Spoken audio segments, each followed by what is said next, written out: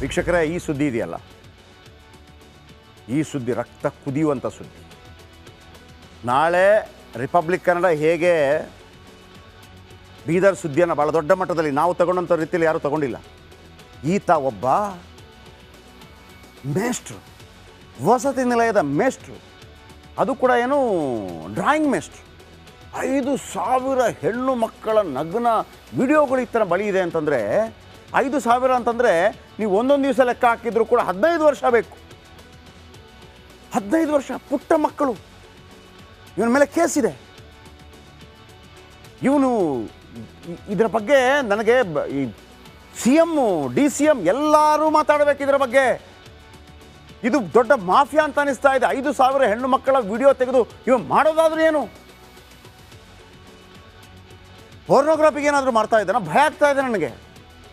ಈ ಥರ ಹಿಂಗೆ ಬಿಡಬಾರ್ದು. ನಾಳೆಯಿಂದ ದೊಡ್ಡ ಅಭಿಯಾನ ಮಾಡ್ತಾ ಇದ್ದೀವಿ, ನಾಳೆ ಬೆಳಿಗ್ಗೆ 9 ಗಂಟೆಯಿಂದ. ಅದಕ್ಕಿಂತ ಮೊದಲು ಈ ಸ್ಟೋರಿ ಹೇಳಿಬಿಡ್ತೀನಿ. ಪ್ರತಿಯೊಬ್ಬರು ಎಚ್ಚರಿಕೆಯಿಂದಿರಿ. ಮುಖ್ಯಮಂತ್ರಿ ಆದಿಯಾಗಿ ಪ್ರತಿಯೊಬ್ಬರಿದ್ದರೆ ಇನ್ವಾಲ್ವ್ ಆಗಬೇಕು. ಈ ಏನು ಕ್ರಿಮಿ ಇದೆಯಲ್ಲ, ಮೇಷ್ಟ್ರ ಅನ್ನುವಂಥ ಪದಕ್ಕೆ ಅವಮಾನ ಮಾಡಿಬಿಟ್ಟ ಇವ. ಬನ್ನಿ ಇವನ ಸ್ಟೋರಿ ಹೇಳ್ತೀನಿ, ಕೇಳಿ.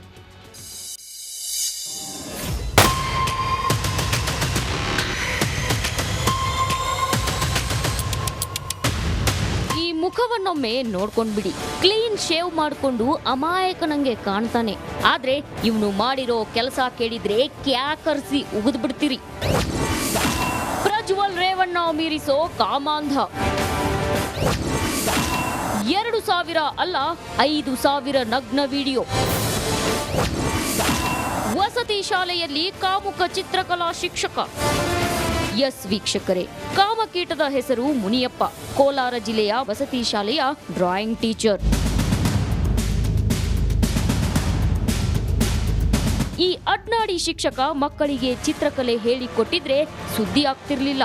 ಆದ್ರೆ ಈತ ಹಾಸ್ಟೆಲ್ ಮಕ್ಕಳ ವಿಡಿಯೋ ಮಾಡೋ ಖಯಾಲಿಗೆ ಬಿದ್ದಿದ್ದ. 2023 ಡಿಸೆಂಬರ್ನಲ್ಲಿ ಮಕ್ಕಳ ಕೈಯಲ್ಲಿ ಶೌಚಗುಂಡಿ ಶುಚಿಗೊಳಿಸಿದ ಆರೋಪ ಬಂದಾಗ ಮುನಿಯಪ್ಪ ವಿಚಾರಣೆಯೂ ನಡೆಯುತ್ತೆ. ಆಗ ಮೊಬೈಲ್ ಪರಿಶೀಲಿಸಿದಾಗ ಈತನ ಕಾಮಕಾಂಡ ಬಟಾ ಬಯಲಾಗಿದೆ.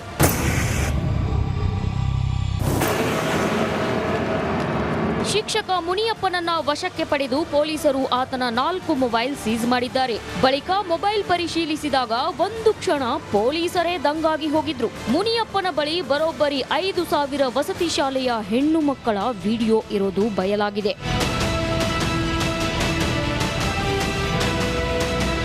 ಶಿಕ್ಷಕ ಮುನಿಯಪ್ಪನ ವಿರುದ್ಧ ಪೋಕ್ಸೋ ಕೇಸ್ ದಾಖಲಾಗಿರುತ್ತೆ. ಈ FIR ರದ್ದು ಕೋರಿ ಸಲ್ಲಿಸಿದ್ದ ಅರ್ಜಿಯನ್ನ ಇದೀಗ ಕೋರ್ಟ್ ವಜಾಗೊಳಿಸಿದೆ. ಹೆಣ್ಣು ಮಕ್ಕಳ ಫೋಟೋ ಹಾಗೂ ವಿಡಿಯೋ ಬಗ್ಗೆ ಹೈಕೋರ್ಟ್ ಆಘಾತ ವ್ಯಕ್ತಪಡಿಸಿದೆ. ಮಾಸ್ತಿ ಪೊಲೀಸ್ ಠಾಣೆಯಲ್ಲಿ ಒಂದು ಮೊರಾರ್ಜಿ ದೇಸಾಯಿ ಶಾಲೆಯ ಸಲುವಾಗಿ ಒಂದು ಪೋಕ್ಸೋ ಕೇಸ್ ರಿಜಿಸ್ಟರ್ ಆಗಿತ್ತು. ಈ ಒಂದು ಕೇಸನ್ನು FIR ಸ್ಕ್ವಾಶ್ಗೋಸ್ಕರ ಹೈಕೋರ್ಟನ್ನು ಅಪ್ರೋಚ್ ಮಾಡಿದ್ರು ಅಕ್ಯೂಸ್ಡ್ ಪಾರ್ಟಿಯವರು. ಅದು ಈ ದಿನ ಹೈಕೋರ್ಟಲ್ಲಿ ಅದು ರಿಜೆಕ್ಟ್ ಆಗಿದೆ. ಇಂತಹ ಕಾಮಾಂಧ ಕೋಲಾರದ ಕೀಚಕನಿಗೆ ಸರಿಯಾದ ಶಿಕ್ಷೆ ಆಗಬೇಕಿದೆ. ಇದು ನಾಡಿನ ಆಗ್ರಹವೂ ಆಗಿದೆ. ಸುರೇಶ್, ರಿಪಬ್ಲಿಕ್ ಕನ್ನಡ, ಕೋಲಾರ. ಈ ಸ್ಟೋರಿ, ಮುನಿಯಪ್ಪನ ಸ್ಟೋರಿಯನ್ನು ನಾಳೆಯಿಂದ ಬಹಳ ದೊಡ್ಡ ಮಟ್ಟದಲ್ಲಿ ತಗೋತಾ ಇದ್ದೀವಿ. 5,000 ಹೆಣ್ಮಕ್ಳು. ಯಾರ್ರೀ ಆ ಹೆಣ್ಮಕ್ಳು? ಪಾಪದ ಹೆಣ್ಮಕ್ಳು ರೀ. ಯಾವುದೋ ಮಾಫಿಯಾ ಇರಬೇಕು ಇವನ ಜೊತೆ. 5,000 ಅಂತಂದರೆ ಎಷ್ಟು ದಿವಸ ಆಯಿತು? 5,000 ದಿವಸ ಅಂದರೆ 1 ವರ್ಷಕ್ಕೆ 365 ದಿವಸ, 10 ವರ್ಷಕ್ಕೆ 3,650 ದಿವಸ. 5,000 ಅಂತಂದರೆ 15 ವರ್ಷದ ಲೆಕ್ಕ. ಅಂದರೆ ಒಂದೊಂದು ಇವನು ರೆಕಾರ್ಡ್ ಮಾಡಿರ್ಬೇಕಂದ್ರೆ ಎಷ್ಟು ಮಾಡಿರ್ಬೋದು ಅಂತ. ಎಲ್ಲಿಂದ ಮಾಡ್ದ? ಆ 5,000 ಮಕ್ಕಳು ಎಲ್ಲಿಂದ ಸಿಕ್ಕಿದ್ರು? ಅದನ್ನು ಮಾರಾಟ, ಇದು ಇಂಟರ್ನ್ಯಾಷನಲ್ ಲೆವೆಲಲ್ಲಿ ತನಿಖೆ ಆಗಬೇಕಾಗಿರುವಂಥದ್ದು. ದಯವಿಟ್ಟು ನಾವು ನಾಳೆಯಿಂದ ದೊಡ್ಡ ಮಟ್ಟದಲ್ಲಿ ಸುದ್ದಿ ಮಾಡ್ತಾ ಇದ್ದೀವಿ. ಕೆಲವು ವಿಡಿಯೋ ಗಿಡಿಯಲ್ಲಿ ಹಾಕ್ಲಿಕ್ಕೆ ಆಗೋದಿಲ್ಲ. ಅದು ಪೋಕ್ಸೋ ಕಾಯ್ದೆ ಇದೆ, ಸಹಕರಿಸಬೇಕು ನಮ್ಮ ಜೊತೆ. ಆದರೆ ಸಪೋರ್ಟ್ ಮಾಡಿ ನಮಗೆ. ರಿಪಬ್ಲಿಕ್ ಕನ್ನಡ ಯಾವ ರೀತಿ ಇದನ್ನು ರುಬ್ಬುತ್ತೆ ಅಂತಂದರೆ ಈ ಸ್ಟೋರಿಯನ್ನು ನೆನಪಿಟ್ಕೊಳ್ಳಿ. ಹೇಗೆ ಬೀದರನ್ನು ಯಾರೂ ಮುಟ್ಟಿರಲಿಲ್ಲ ಸ್ಟೋರಿಯನ್ನು, ನಾವು ಆ ಸ್ಟೋರಿ ಮುಟ್ಟಿದ ನಂತರ ಆ ಹೆಣ್ಣು ಮಗಳ ಪರವಾಗಿ ಧ್ವನಿ ಇನ್ನೂ ಜಾಸ್ತಿ ಆಯಿತು. ಪಾಪ ಅಲ್ಲಿ ಅವರು ಮಾಡಿಲ್ಲ ಅಂತಲ್ಲ, ಮಾಡಿದ್ದಾರೆ. ಈತನಿಗೆ ಕಾದಿದೆ ಮಾರಿ ಹಬ್ಬ ನಾಳೆ. Thank you very much. ಇದು ಇವತ್ತಿನ ಕರ್ನಾಟಕ ಪ್ರೈಮ್ ಟೈಮ್. ನಾಳೆ ಇದೇ ಸಮಯಕ್ಕೆ ಮತ್ತೆ ಭೇಟಿಯಾಗೋಣ. ರಿಪಬ್ಲಿಕ್ ಕನ್ನಡ, ಇದು ನಿಮ್ಮ ಧ್ವನಿ. ಸರ್ವೇ ಜನ ಸುಖಿನೋ ಭವಂತು. ಶುಭರಾತ್ರಿ ಶೈಲಿಯಲ್ಲಿ ವಿಚಾರಣೆ ಮಾಡ್ತಾರೆ. ಇಡೀ ಪ್ರಕರಣ ಹೊರಗೆ ಬರುತ್ತೆ. ಆಗ ದರ್ಶನ್ ವಿಚಾರ ಗೊತ್ತಾಗುತ್ತೆ. ಇಡೀ ಬೇಟೆ ಪ್ಲ್ಯಾನ್ ಮಾಡೋದು ಗಿರೀಶ್ ಆದರೆ ಇನ್ನೊಂದು ಹುಲಿ ಎಂಟ್ರಿ ಕೊಡುತ್ತೆ ಚಂದನ್ ACP. ಇವರು ಬೇಟೆಗೆ ಅಖಾಡ ಸಿದ್ಧ ಮಾಡಿದರೆ ACP ಚಂದನ್ ಬೇಟೆಯಾಡ್ಕೊಂಡು ಬರ್ತಾರೆ. ಇವರಿಬ್ಬರು ಮತ್ತು special public prosecutor Prasanna Kumar ಮತ್ತು ಮುಖ್ಯಮಂತ್ರಿ ಸಿದ್ದರಾಮಯ್ಯನವರು ಫ್ರೀ ಹ್ಯಾಂಡ್ ಕೊಟ್ಟಿರೋದು. ಹಾಗಾಗಿ ಈ ಪ್ರಕರಣ ಇಷ್ಟು ಸ್ಟ್ರಾಂಗ್ ಆಗಿ ನಿಂತಿದೆ. That's all. ನಾನು ಆವಾಗಿಂದ ಹೇಳ್ತಾ ಇದ್ದೆ, ಮಣ್ಣು ಸಿಕ್ಕಿದೆಯಲ್ಲ ಏನು ಸರ್ ಇದರಿಂದ ಏನಾಗುತ್ತೆ ಅಂತ ನೀವು ಹೇಳ್ಬೋದು. ವಕೀಲರು ಯಾವ ರೀತಿ ಕೂಡ ಅಂದರೆ ಅವ್ರಿಗೆ ಅವಕಾಶ ಇದೆ, ವಾದ ಮಾಡ್ಬೋದು. ಆ ವಾದ ಅವರು ಸರಿ ಮಾಡಿದ್ರು ತಪ್ಪು ಮಾಡಿದ್ರು, ಸತ್ಯದ ಪರವಾಗಿ ಮಾಡಿದ್ರು ಸತ್ಯದ ವಿರುದ್ಧವಾಗಿ ಮಾಡಿದ್ರು, ಅದೆಲ್ಲ ಸೆಕೆಂಡ್ರಿ. ಎಷ್ಟು ಅದ್ಭುತವಾಗಿ ವಾದ ಮಾಡ್ದ, ಪೀಠಕ್ಕೆ ನ್ಯಾಯಪೀಠಕ್ಕೆ ಮನವರಿಕೆ ಮಾಡಿಕೊಳ್ಳರಲ್ಲಿ ಸಫಲರಾದ್ರ ಇಲ್ವ ಅಷ್ಟೇ. ರೇಣುಕಾಸ್ವಾಮಿ ಕೊಲೆ ಕೇಸ್ನಲ್ಲಿ ದರ್ಶನ್ ಭಾಗಿತ್ವ ಪ್ರಶ್ನೆ ಬರುತ್ತೆ. ದರ್ಶನ್ ಇದ್ರಲ್ವ ಇದರಲ್ಲಿ ಕಿಡ್ನ್ಯಾಪ್ ಮಾಡುವಾಗ ಕೊಲೆ ಮಾಡುವಾಗ ದರ್ಶನ್ ಇರಲಿಲ್ಲ ಅಂತ ಹೇಳ್ಬೋದು. ಕಿಡ್ನ್ಯಾಪ್ ಮಾಡುವಾಗ ಮತ್ತು ಕೊಲೆ ಮಾಡುವಾಗ ದರ್ಶನ್ ಇರಲಿಲ್ಲ ಹೇಳ್ಬೋದು. ಚಾರ್ಜ್ ಶೀಟ್ ಸಲ್ಲಿಕೆಗೆ ಕಾಯ್ತಾ ಇದ್ದ ದರ್ಶನ್ ಪರ ವಕೀಲರು, ನಾನು ಮೊನ್ನೆ ಹೇಳಿದೆ, ಎಲ್ಲ ಓದ್ತಾರೆ ಈಗ ಕೂತ್ಕೊಂಡು. ದರ್ಶನ್ ಪರ ವಕೀಲರಿಂದ ಬೇರೆ ಬೇರೆ ಎಲಿಬಿ ಕ್ರಿಯೇಟ್ ಅಂತಂದರೆ ಅದೇನು ಅಂತಂದರೆ, ಈಗ ಒಬ್ಬ ಕೊಲೆ ಜಾಗದಲ್ಲಿ ಸಿಕ್ಕಾಕೋತಾನೆ ಅಂತ ತಿಳ್ಕೊಳ್ಳೋಣ.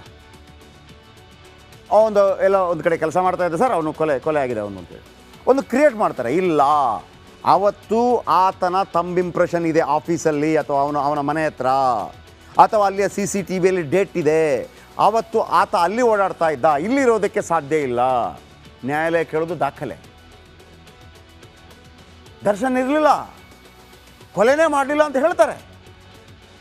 ದರ್ಶನ್ ಇರಲಿಲ್ಲ, ಕಿಡ್ನ್ಯಾಪ್ ಕೊಲೆ ಬಗ್ಗೆ ಉಳಿದವರು ಮಾಹಿತಿ ಕೊಟ್ಟರು ಅಂತ ಹೇಳ್ಬೋದು. ದರ್ಶನ್ ಇದರಲ್ಲಿ ಇರಲೇ ಇಲ್ಲ, ದರ್ಶನ್ ಅವರನ್ನು ಖುಷಿಪಡಿಸೋದಕ್ಕೆ ಇವರೆಲ್ಲ ಸೇರಿ ಮಾಡಿದ್ರು ಅಂತಲೂ ಹೇಳ್ಬೋದು. ಹೀಗಾಗಿ ದರ್ಶನ್ ಕೊಲೆಯಲ್ಲೇ ಭಾಗಿಯಾಗಿಲ್ಲ ಅಂತ ವಾದ ಮಾಡ್ಬೋದು. ಆಮೇಲೆ ಇನ್ನೊಂದು ಬರ್ಬೋದು, ನೋಡಿ ದರ್ಶನ್ ಅವರು ಭಾಳ ದೊಡ್ಡ ಸೆಲೆಬ್ರಿಟಿ, ಚಿತ್ರರಂಗದಲ್ಲಿ ಒಬ್ಬರನ್ನು ಹಣಿಯೋದಕ್ಕೆ ಪ್ರಯತ್ನಗಳಾಗತ್ತೆ, ಇದು ದರ್ಶನ್ ಅವರನ್ನು ಸಿಕ್ಸ್ ಹಾಕೋದಕ್ಕೆ ಮಾಡಿರುವಂಥ ಕುತಂತ್ರ ಅಂಥೇಳಿ ವಾದ ಮಾಡ್ಬೋದು. ಇದಕ್ಕೆ ಪೂರಕವಾದ ಎಲ್ಲ ದಾಖಲೆಗಳನ್ನು ಕ್ರೋಢೀಕರಣ ಮಾಡಬಹುದು. ನಕಲಿ ದಾಖಲೆನೋ ಮತ್ತೊಂದು ಮಗದೊಂದು ಏನೋ ಗೊತ್ತಿಲ್ಲ, ಕೋರ್ಟ್ ನೋಡ್ಕೊಳತ್ತೆ ಅದನ್ನು. ಇವರು ವಾದ ಮಾಡಿದಾಗ ಇಲ್ಲಿ ಪಬ್ಲಿಕ್ ಪ್ರಾಸಿಕ್ಯೂಟರ್ ಪ್ರಸನ್ನ ಕುಮಾರ್ ಇದ್ದಾರಲ್ಲ, ಅವರದಕ್ಕೆ ಕ್ರಾಸ್ ಕ್ವಶನ್ ಆಗ್ತಾ ಹೋಗಬೇಕು. ಹೌದಾ, ಅವರು ಇರಲಿಲ್ವಾ, ಮತ್ತು ಶೂ ಅಲ್ಲಿ ಮಣ್ಣು ಹೆಂಗೆ ಬಂತು, ಅವರು ಅಲ್ಲಿದ್ದರೆ ಮೈಸೂರಲ್ಲಿದ್ದರೆ ರ್ಯಾಡಿಸನ್ ಬ್ಲೂ ಹೋಟೆಲಲ್ಲಿದ್ದರೆ ಮಣ್ಣು ಹೆಂಗ್ರಿ ಬಂತು ಅಂತ ಕೇಳ್ತಾರೆ. ಮಣ್ಣಿತ್ತು, ಹಾಗಿದ್ರೆ ಇದ್ರು ಅಂತ. ಈ ಥರ ಭಾಳ ರೋಚಕವಾಗಿರುತ್ತೆ. ಹೀಗಾಗಿ ರೇಣುಕಾಸ್ವಾಮಿ ಕೊಲೆಯನ್ನು ನೋಡಿದ ಸಾಕ್ಷಿಗಳು ಈಗ ಭಾಳ ಮುಖ್ಯವಾಗ್ತಾರೆ. ಈ ಮೂವರು ಸಾಕ್ಷಿಗಳು ದೃಢವಾಗಿ ಎಸ್ ಹಿಂಗಾಗಿದೆ ಅಂತ ಹೇಳಿದರೆ ಮಾತ್ರ ದರ್ಶನ್ಗೆ ಶಿಕ್ಷೆ ಆಗ್ಬೋದು. ಒಂದು ವೇಳೆ ಜಾಮೀನು ಕೊಟ್ಟಾಗ ಪ್ರಮುಖ ಸಾಕ್ಷಿಗಳನ್ನು ವ್ಯಾಪಾರ ಮಾಡಿ ತಮ್ಮ ಬಳಿ ಮಾಡಿಕೊಂಡ್ರೆ, ನೋಡಪ್ಪ ನಿನಗೆ 10 ಕೋಟಿ ಕೊಡ್ತೀನಿ ಹೇಳ್ಬೇಡ, ಅವನು ಬದಲಾಗ್ಬೋದು.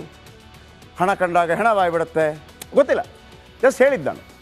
ಆ ಪ್ರತ್ಯಕ್ಷ 3 ಸಾಕ್ಷಿಗಳು ಉಲ್ಟಾ ಹೊಡೆದ್ರೆ ಅದು ಜಾಮೀನಿಗೂ ಅವಕಾಶ ಆಗ್ಬೋದು, ಅಥವಾ ಹೊರಗಿನಿಂದ ಯಾರು ಅಂತ ಗೊತ್ತಾಗಿ ಅದನ್ನು ಮಾಡಿಸಿರ್ಬೋದು. ಇದೆಲ್ಲ ಬರುತ್ತೆ. ಸೊ ಹಾಗಾಗಿ ಜಾಮೀನು ಅರ್ಜಿ ಸಲ್ಲಿಸ್ತಾ ಇದ್ದಾರೆ, ಅವರಿಗೆ ಅವಕಾಶ ಇದೆ ಸಲ್ಲಿಸೋದಕ್ಕೆ. ಕೋರ್ಟ್ ಇದನ್ನು ಭಾಳ ಸೀರಿಯಸ್ ಆಗಿ ತಗೊಂಡಿದೆ ಈ ಕೇಸನ್ನು. ಯಾಕಂದರೆ DCP ಗಿರೀಶ್ ಮತ್ತು ACP ಚಂದನ್ ಅದ್ಭುತವಾಗಿ ಕಾರ್ಯನಿರ್ವಹಿಸಿದ್ದಾರೆ. ಅವರಿಬ್ಬರು ಹೇಗೆ ಕಾರ್ಯನಿರ್ವಹಿಸಿದ್ರು ಅನ್ನೋದನ್ನು ಕೂಡ ಹೇಳ್ತೀನಿ.